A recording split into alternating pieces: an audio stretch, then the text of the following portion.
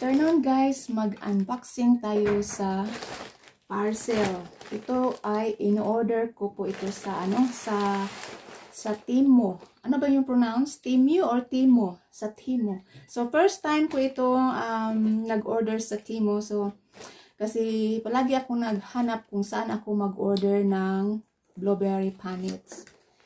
So napilitan lang ako mag-download ng apps para maka-order nitong panits kasi nag-order kami ng yung sa suki namin ba, doon kami mag-order ng paper bag, plastic bag, at saka yung tomato panits, cherry tomato, pero wala silang stock na ganito.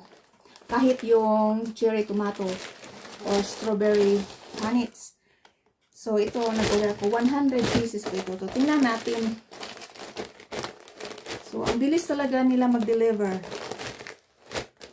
So, i-cut na lang natin dito. Kasi mag-package ako mag-bagging ako ng mga blueberry. Meron akong na-harvest ito, isang bowl. Siguro mga 3 kilos ito na blueberry. So, ang gusto ko na blueberry panits ay yung 125 grams lang. Yung para sa, yung katulad sa supermarket. So, ito yun. Ayan. Ang dami ito. Siguro 200 ito. Hindi ko alam. Parang, maybe it's a 50 each side.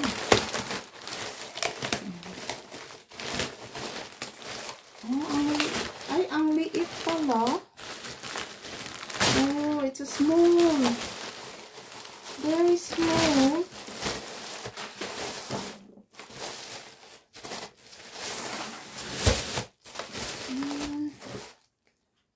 Tingnan natin.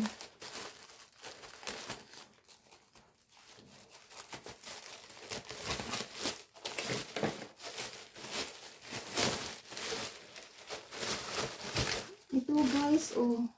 Ayan. So, hindi siya punch. Oh, mayroon siyang hole. Ayan. Okay. So cute. Ayan, oh. So, tingnan natin kung ilang kasya ito. 125 grams ba? Ayan.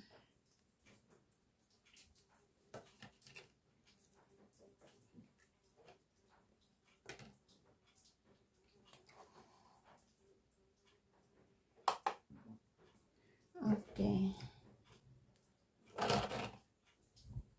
111. Yeah, I need a scoop, but no, you can't have it. So, it's 125 talaga. It's about 129 now. So, ayan. Oh.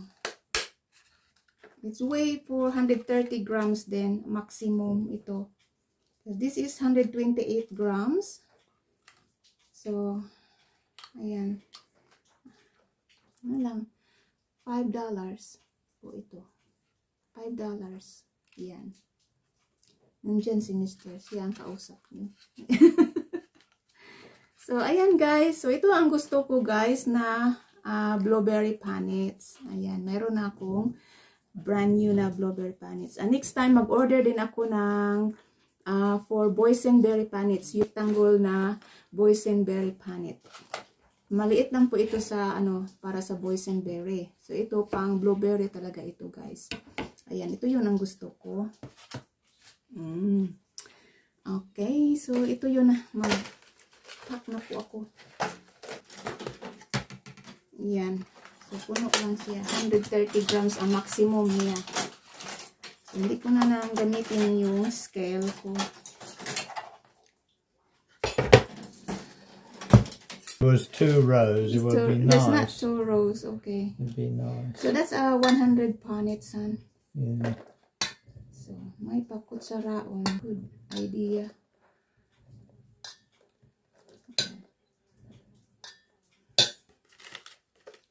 Well, they're just right for those blueberries. They're good. This is the right punnets for the blueberry. Nakapag-pack na po ako ng 20 punnets sa isang bowl, pero mayroong konting natira ito. So, ayan, 20 punnets. So, ilagay ko na lang dito sa little box. Okay, that's 3, 4, 5, 6, 7, 8, 9, 10, 11, 12, 13, 14, 15, 16, 17, 18, 19, 20. Ayan, puno. Ayan. So, 5 times 20 is $100. Yan.